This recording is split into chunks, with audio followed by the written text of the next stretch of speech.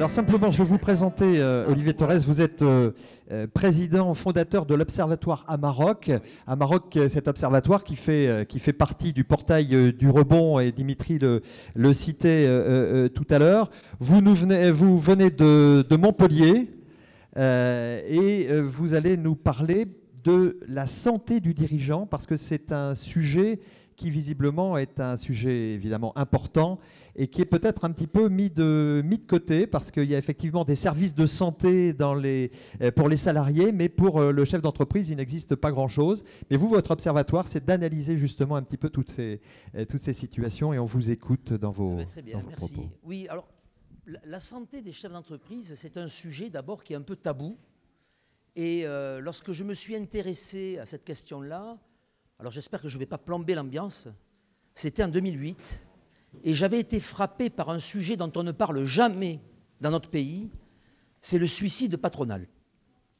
Et je peux vous assurer que tous les jours, hélas, vous avez des travailleurs non salariés, qui soient commerçants, qui soient artisans, qui soient profession libérale, qui soient agriculteurs, tout ce monde du patronat patrimonial, qui est parfois en proie à des formes de souffrance aiguë et qui se retrouve complètement démunis parce que, tout simplement, vous le savez très bien, pour ceux qui sont indépendants ici, il n'y a pas de service de santé au travail pour les 3 millions de travailleurs non salariés. Et la loi de Zouaï, qui a été constituée en 1946, a été constituée pour les salariés, et c'est très bien d'ailleurs. Il fallait commencer par les ouvriers, il fallait certainement commencer par les salariés, mais quand on est à son compte, qu'on est un travailleur non salarié, 3 millions de personnes, il n'y a rien. Et donc, ça m'a amené à m'intéresser à cette question-là. Puis à un moment donné, je me suis dit, je ne vais pas travailler toute ma vie sur la souffrance. Donc je vais positiver, je vais m'intéresser à la santé. Et là, j'ai été surpris de voir qu'il y avait, alors je le disais sous forme de boutade il y a 7 ans, mais il y a plus de statistiques sur la santé des baleines bleues que des entrepreneurs. Et je disais ça sous forme de boutade parce que j'avais été frappé de voir à quel point c'est tout à l'honneur d'une société de s'intéresser à la santé des baleines bleues, mais quand on est à son compte, on est parfois en proie à des phénomènes de fatigue, et puis parfois des fatigues aiguës. Et je me suis donc attelé à créer un programme de recherche sur la santé des entrepreneurs. Alors quels sont les principaux résultats qu'on a pu observer très rapidement, La question de la santé des entrepreneurs, hommes comme femmes, je tiens à le dire, de ce point de vue-là, le statut écrase le genre. Ça commence par une phrase que j'ai entendue des centaines et des centaines de fois, c'est « je n'ai pas le temps d'être malade ». Et c'est intéressant cette phrase parce que si je n'ai pas le temps d'être malade, ça veut dire quelque part que je suis dans un déni. J'ai même parfois des hommes et des femmes qui me disent, quand ils sont surtout à leur compte, je n'ai pas le droit d'être malade. Vous voyez la nuance qui est quelque part même terrifiante, parce que vous avez beau être des entrepreneurs, les super-héros de l'économie, comme on dit parfois, vous n'êtes pas en dehors des lois de la biologie. Et j'en ai même parfois certains qui me disent, je ne tombe malade que quand je suis en vacances. Je l'ai souvent entendu. Et d'ailleurs, un jour, j'ai un artisan du bâtiment qui m'a dit, du coup, je ne prends plus de vacances. Et il le disait sur un ton, je dirais, mêlé de fierté. Alors non, il faut que l'entrepreneur soit conscient de sa fatigue, de l'importance de son sommeil. J'ai dirigé l'an dernier une thèse sur la qualité du sommeil et l'efficacité entrepreneuriale. Et à l'instant où je parle, Florence Guiliani, qui est maintenant docteur, en poste au CNAM à Paris, elle est à Dakar pour recevoir le prix de la meilleure thèse en entrepreneuriat. Ce qui veut dire que quand je me suis lancé sur ces travaux-là, j'ai quelques collègues universitaires ici dans la salle, le professeur Philippard, que je salue, on me disait, mais ce que tu fais, ce n'est pas de l'entrepreneuriat, ce n'est pas un vrai sujet. Ben si, c'est un vrai sujet. Et ce n'est pas parce que l'entrepreneur a tendance à s'oublier que pour autant la société doit oublier l'entrepreneur. Et je dirais que ce qui m'anime en tant que président de l'Observatoire Amarok, et ce qui m'a motivé pour rejoindre le portail du rebond, et je remercie à nouveau tous ceux qui m'ont accueilli dans ce portail, c'est que l'idée de la santé des entrepreneurs, c'est plus qu'un programme de recherche. C'est pour moi, et je salue le discours de Dominique Restineau, c'est un projet politique. Mais quand je dis politique, c'est au sens grec du terme. remettre l'entrepreneur au centre du village. Est-ce que vous savez que 99,84% des entreprises en France sont des PME? Est-ce que vous savez que les PME contribuent à 7 millions d'emplois salariés? Si je le compare aux grands groupes, et je n'ai rien contre les grands groupes, je suis fier pour mon pays d'avoir des groupes comme Danone ou Michelin, mais quand je regarde les grands groupes, c'est 4,5 millions d'emplois. Les PME, c'est 7. Mais permettez-moi de rajouter un chiffre que trop souvent les économistes oublient, c'est les travailleurs non salariés. Parce que quand on donne les chiffres de l'emploi, on parle toujours des emplois salariés. Mais qu'est-ce qu'on fait des 3 millions de travailleurs non salariés, c'est-à-dire ceux qui ont créé justement leur propre emploi? En vérité, la PME, c'est 10 millions d'emplois. C'est-à-dire une grosse moitié de l'économie. Eh bien, quand on regarde l'enseignement de l'économie, je suis économiste, qu'est-ce qu'on nous enseigne depuis des décennies et des décennies? Le taylorisme, le fordisme, le toyotisme, l'ubérisation, les GAFA. On parle toujours des grands. Alors, je n'ai rien contre les grands, je vous l'ai dit, mais ça crée un biais de représentation. Ça crée ce que j'appelle, dans certains de mes travaux, un effet Gulliver, un biais de représentation du monde à partir des géants. Et donc, le jour où on s'est intéressé à la santé des entrepreneurs, ne soyons pas surpris qu'il y ait une zone aveugle. Et que, finalement, ces hommes et ces femmes, qui sont parfois en souffrance, aient été complètement oubliés de nos institutions. Alors, un entrepreneur, c'est un homme ou une femme qui est face à du stress, en permanence. Et lorsqu'on a mesuré, ce que je dis, je le fonde sur plus de 1000 chefs d'entreprise que mes services ont suivis pendant des années, parce qu'on a fait aujourd'hui, vous l'aurez compris, de l'épidémiologie de la santé au travail des entrepreneurs, eh bien, le stress, c'est le facteur premier, non pas en intensité. Un coup de stress en soi, ce n'est pas gênant. C'est la durée d'exposition. Et le jour où on a fait des mesures longitudinales, c'est-à-dire où on a pris en compte le temps, on s'est rendu compte que les entrepreneurs étaient sans arrêt sous l'emprise du stress. Deuxième élément, qui est un facteur pathogène, l'incertitude du carnet de commandes. Quand Dimitri Pivot disait qu'il va acheter le sapin, il faisait référence à quoi? Au fait que, et c'est la noblesse des entrepreneurs, quand on entreprend, on ne sait jamais ce qu'on va gagner. Et je vous renvoie à un grand auteur qui est Richard Cantillon, parce qu'il faut lire les grands auteurs en entrepreneuriat. Ne lisez pas que Schumpeter, lisez aussi Sarasvati, lisez Gartner, lisez Pierre-André Julien. C'est très important que les entrepreneurs s'emparent des théories de l'entrepreneuriat, comme naguère les ouvriers s'emparer des théories du marxisme. Parce que c'est aussi une façon, pour vous, de montrer à quel point vous êtes important. Eh bien, Cantillon disait l'entrepreneur, c'est celui qui a un revenu qui est gagé sur l'activité. Moi qui suis fonctionnaire d'État, je connais mon salaire dans 5 ans, je connais mon salaire dans 10 ans. Et quand je vais voir un banquier d'ailleurs, ils sont gentils avec moi. Ils me proposent de faire un petit PERP ou des petits placements. Mais quand on est à son compte, vous le savez très bien, ce n'est pas la même chose. L'incertitude du carnet de commandes, c'est un facteur pathogène. Troisième facteur, la surcharge de travail. Et je le dis toujours à mes étudiants, on ne parle jamais que des 35 heures dans notre pays. Mais est-ce que vous croyez qu'un entrepreneur travaille aux 35 heures? Un jour, Jean-François Roubaud, l'ancien président de la CGPME, aujourd'hui CPME, disait je suis aux 35 heures, mais de sommeil par semaine, pas de travail. Et ça, on l'a mesuré avec l'Observatoire à Maroc. En moyenne, les entrepreneurs sont à 55 heures par semaine, non pas 35.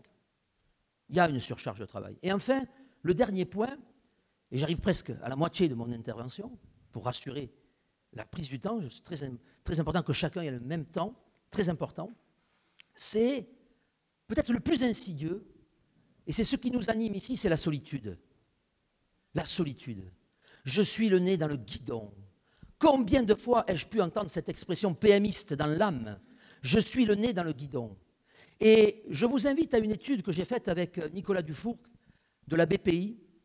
Il m'a demandé de superviser une étude sur vaincre les solitudes du dirigeant. C'est sorti il y a 1 an. Et c'est gratuit. Vous allez sur BPI Le Lab, vous pouvez télécharger ça. Et j'ai mesuré la solitude du dirigeant. Et je l'ai corrélée avec le risque d'épuisement professionnel. Évidemment, vous n'en serez pas surpris. Il y a une corrélation forte. Et je peux même vous dire, parce qu'aujourd'hui j'ai une statistique épidémiologique, 15,6% des dirigeants de PME, je ne parle pas de ceux qui sont en difficulté, je parle de ceux qui sont au long cours, 15,6% de ces hommes et de ces femmes sont en risque d'épuisement professionnel. Je n'ai pas dit en burn-out, hein. J'ai dit en risque de burn-out. Très important. Mais je ne suis pas médecin. Quand il y a burn-out, je n'ai plus rien à dire. Mais le risque de burn-out, ça m'intéresse. Parce que je suis prof de gestion et que la gestion, c'est la science du risque. Et donc de la prévention du risque.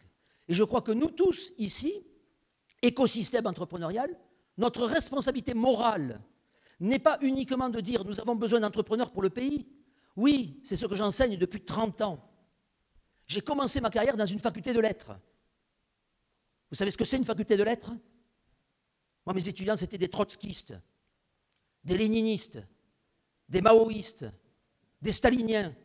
J'ai fait de l'entrepreneuriat en milieu hostile pendant 20 ans. Et j'ai persisté à enseigner l'entrepreneuriat parce qu'on a besoin d'entrepreneurs dans le pays. Mais on ne peut pas dire moralement, allez-y, engagez-vous pour défendre les couleurs du pays et ne pas se préoccuper de la casse. Parce que certains d'entre vous peuvent tomber. Et qu'est-ce que nous faisons quand certains tombent? Rien. Engagez-vous, oui. Allez sur le front de la guerre économique, oui. Mais il faut aussi penser à l'infirmerie. Eh bien, à Maroc, c'est l'infirmerie, en quelque sorte. Et donc, si je m'arrêtais là, la solitude, l'incertitude, le stress, la surcharge de travail, vous avez compris quelle était l'hypothèse de mon observatoire? Vous devriez tomber, tous, comme des mouches. Et pourtant, quand je vous vois, vous me semblez plutôt bien portant. Et certains même très bien portants. Alors, je terminerai là-dessus. J'ai une contre-hypothèse, et qui m'amène au rebond. Cette contre-hypothèse, je la dois à un chercheur israélien, qui s'appelle Antonovsky. Et Antonovsky nous dit, quand on parle de santé, on est toujours négatif. Mais il y a peut-être des facteurs qui sont bons pour la santé. Et donc, avec mon équipe de l'Université de Montpellier, on s'est attelé à un programme sur ce qu'on appelle la salutogénèse. Pardonnez-moi pour le terme. Un facteur salutogène, c'est un facteur qui est bon pour la santé. Un facteur qui est pathogène, c'est un facteur qui est mauvais pour la santé. Et donc, quels sont les facteurs salutogènes? Et vous allez comprendre comment le professeur d'entrepreneuriat que je suis a immédiatement tilté sur cette question-là. Premier facteur qui est bon pour la santé, c'est ce que les psychologues appellent le locus of control interne. Mais je traduis. C'est la croyance, la conviction que l'on est maître de son destin. Un homme ou une femme qui a le sentiment d'être maître de son destin, il vit mieux et plus longtemps que celui qui est fataliste. Premier résultat. Un jour, j'ai un étudiant, je le dis souvent parce que ça m'a marqué, qui arrivait en cours d'amphi en retard. Il était là-bas, dans le fond. Il croyait que je ne l'avais pas vu. Alors je lui fais comme ça un signe. Vous savez ce qu'il me répond? Excusez-moi, ma grand-mère a oublié de me réveiller. Attendez, je n'enseigne pas la maternelle, moi. Hein. Il avait 20 ans, le gars. Il a fait rire tout le monde. Ben, ce que je peux vous dire, c'est qu'il ne sera jamais entrepreneur, lui. Parce que si à 20 ans, il a encore besoin de sa grand-mère pour se réveiller, c'est quelqu'un qui est atteint d'une maladie que Hervé Goujon appelle l'excusite. Certains le connaissent peut-être. Il y a des hommes et des femmes qui ont toujours la bonne excuse. Ça, c'est pas bon. Être maître de son destin, ça veut dire que si je réussis, c'est grâce à moi, mais si j'échoue, c'est de ma faute et j'assume. Et donc, je rebondis. Deuxième facteur, ce que les anglo-saxons appellent le hardiness, c'est-à-dire l'endurance. Et ça veut dire quoi l'endurance? Je tombe, eh bien je me lève. Je retombe, je me relève encore. Je tombe 7 fois, je me relèverai 8 fois. Eh bien figurez-vous que si c'est ça votre instinct, qui est donc l'instinct du rebond, qui nous ramène directement à la réunion qui est la nôtre, eh bien ça c'est bon pour la santé.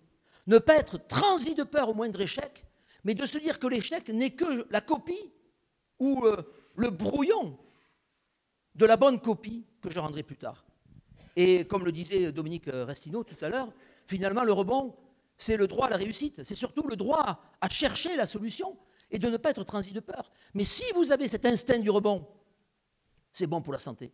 Et c'est pour ça que j'ai rejoint le portail du rebond, avec toutes les associations, bien sûr, Second Souffle, mais aussi SOS Entrepreneurs, ici représenté par Bruno Delcamp, Recréer, ici représenté par Christian Debec et Yves Lelièvre, mais aussi Apesa dans le fond, toujours debout, le greffier, Maître Bignet, qui fait des choses merveilleuses, et aussi 60 000 rebonds, représentés par tous nos amis, ils sont tellement nombreux que je ne vais pas les citer un par un, et qui portent, je dirais quelque part, plus que de l'espoir.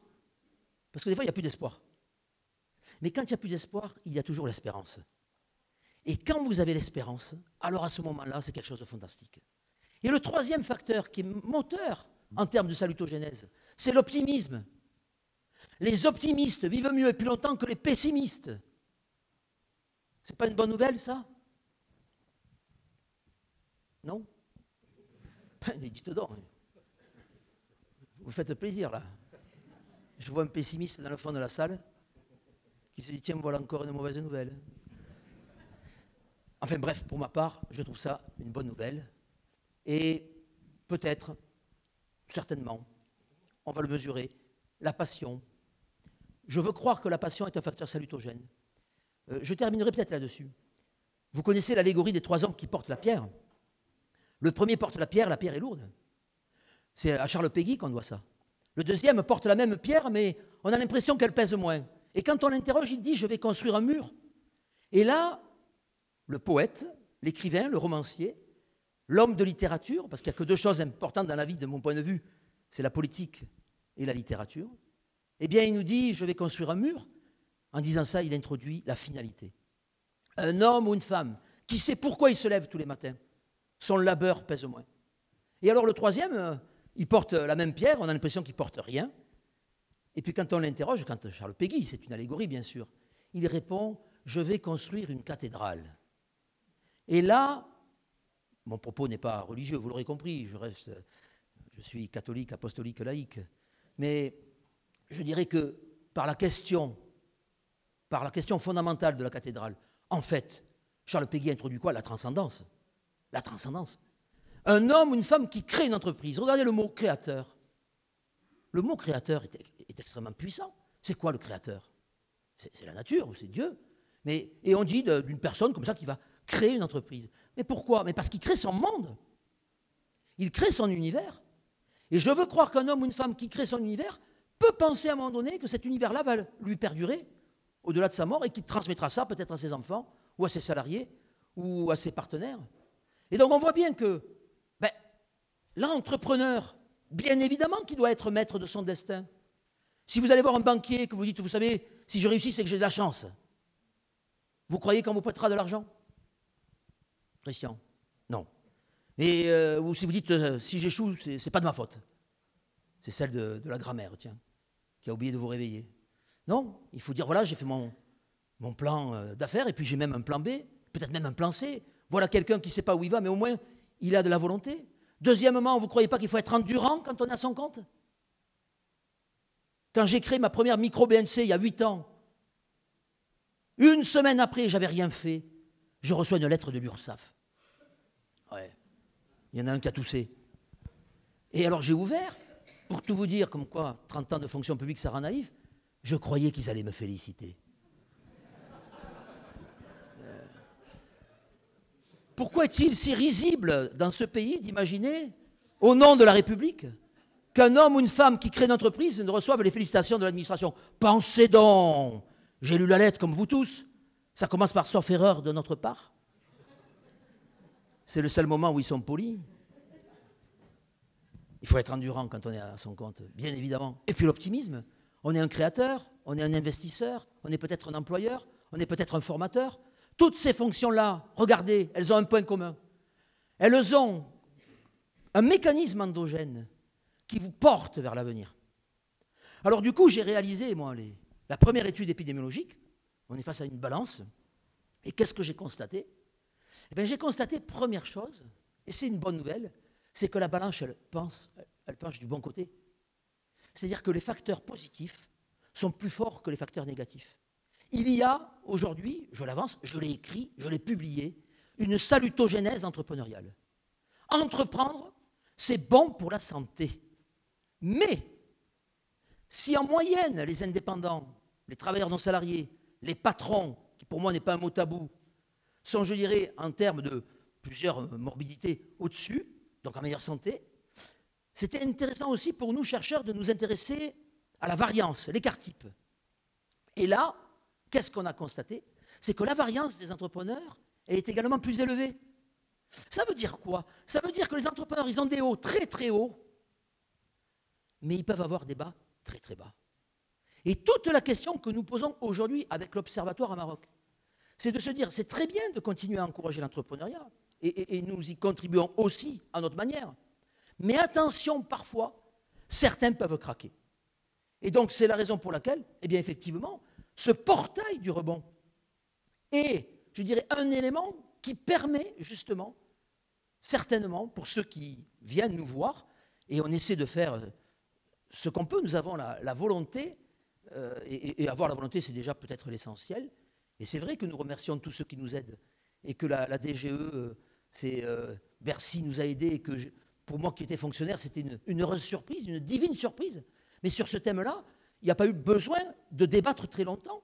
Et on a été soutenu parce que, effectivement, je terminerai par une allégorie littéraire que j'aime bien. C'est Michel Tournier qui a écrit Vendredi ou les limbes du Pacifique. Peut-être que certains s'en souviennent. Vieux souvenir de terminale. Un roman philosophique.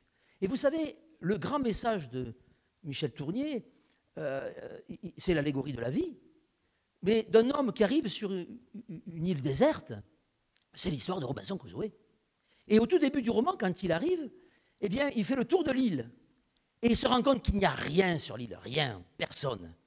Et Robinson Crusoe dit, eh bien, cette île, c'est l'île de la désolation. Eh bien, à ce moment-là, le romancier fait dépérir son héros. Parce que Robinson Crusoe, il s'avachit, il se courbe. À un moment donné, il tombe, il rampe. Et à un moment donné, on doit être à la page 20-25. On pense que le héros va mourir.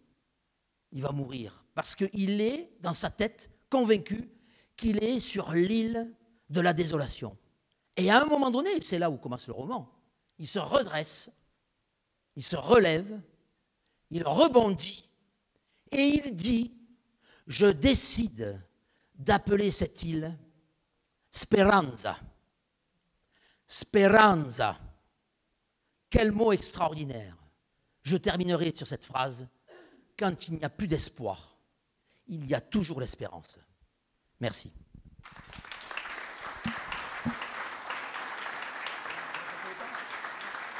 Merci beaucoup Olivier Torres pour cette superbe présentation. Vous avez parfaitement bien tenu le timing et je vous en remercie.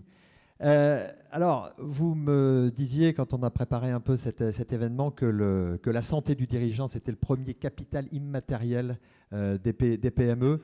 Vous nous avez fait la démonstration.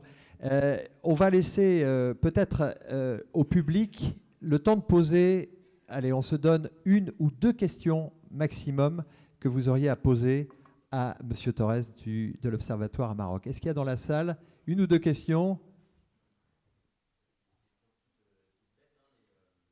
Vous pourriez juste vous lever pour qu'on vous comprenne bien.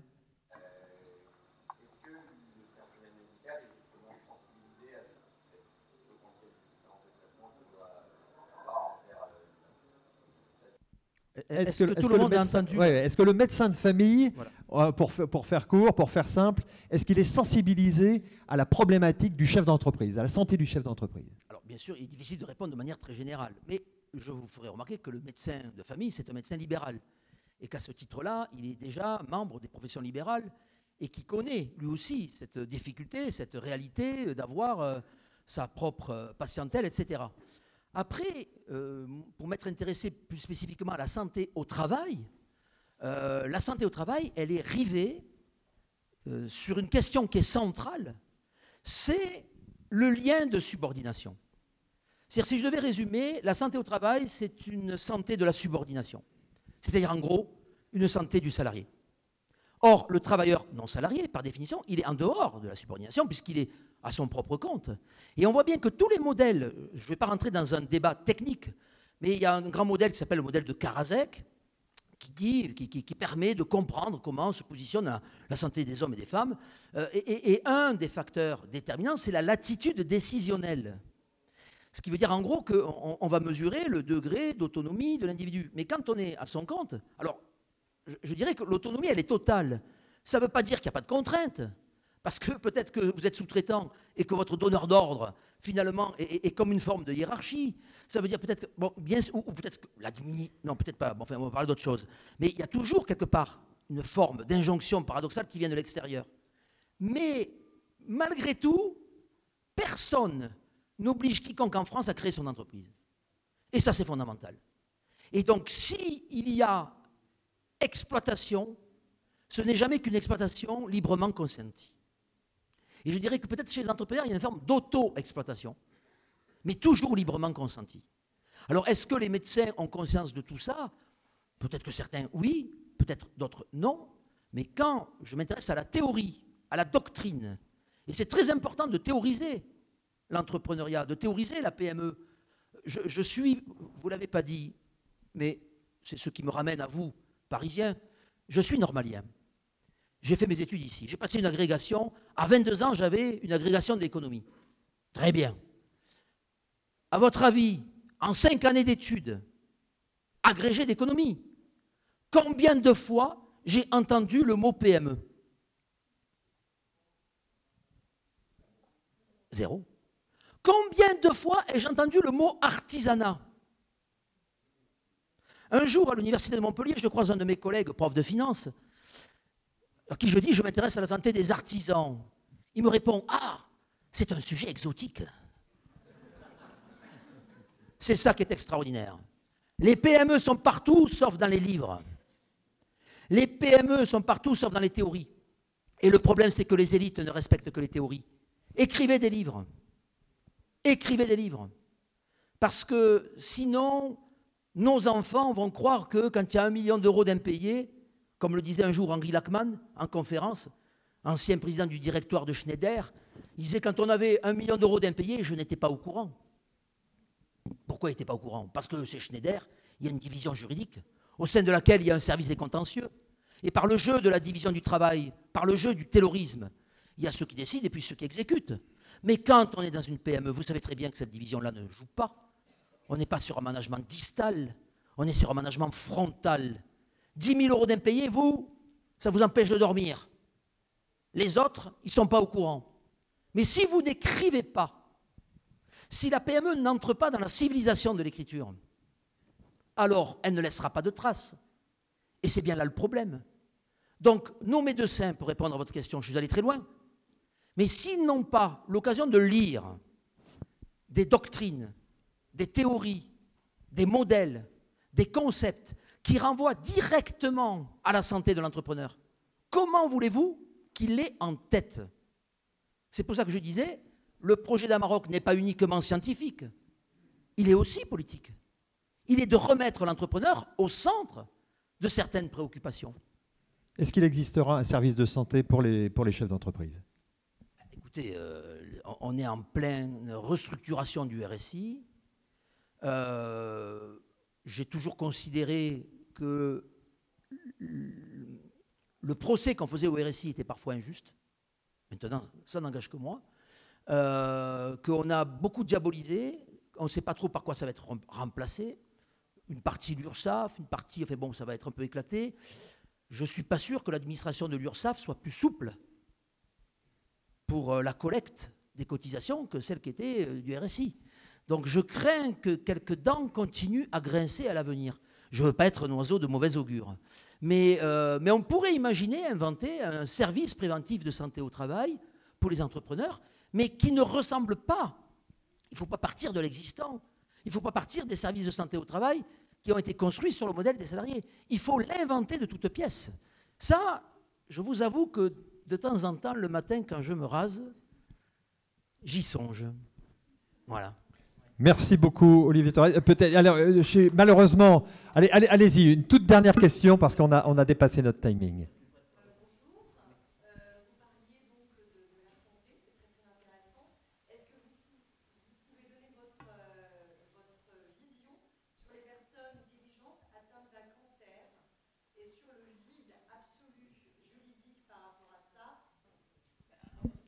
Allez, en 2 mots. Écoutez, en 2 mots, c'est difficile de répondre. Je vais peut-être... j'étais à Marseille, je faisais une intervention, et puis un chef d'entreprise se lève et me dit, vous voyez, il y a 3 semaines, j'ai appris que j'avais un cancer. Et il me dit, ben, quelques jours après, j'ai décidé de ne plus être dans la posture du malade. J'ai décidé de dire que j'avais un projet de guérison. Ben, c'est un peu comme notre Robinson Crusoe. Je crois que quand on est face à une situation comme celle-ci, ben, malheureusement, il ne faut pas trop attendre d'aide de la société, parce que de ce point de vue-là, c'est l'île de la désolation.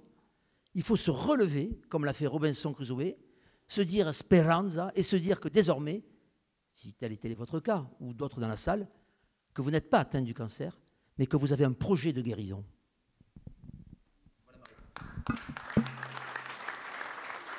Des chefs d'entreprise un peu varieurs, un peu combatifs jusqu'au bout, au-delà des limites. C'est un peu votre message. En tout cas, merci beaucoup Olivier Torres de votre témoignage. On peut vous applaudir encore.